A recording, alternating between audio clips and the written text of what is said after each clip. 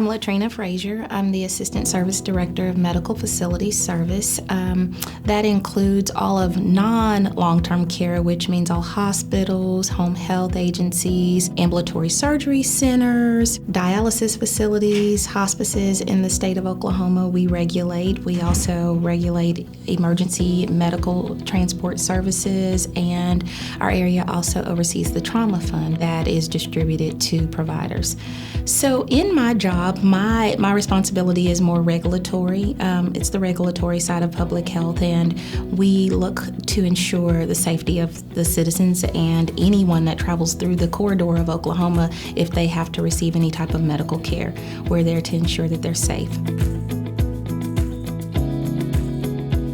I think some of the highlights and some of the rewarding experiences in public health have been that I've gotten to have opportunity to speak to different providers, provide education on regulations, which sometimes translate to their care system and their model and how they're doing it, and to be able to have that conversation back and forth to where they can bounce things off of you and you can just be there to be a listening ear, knowing that each provider has their own individual way of doing things. It's always good to give them the mindful perspective of regulations and requirements.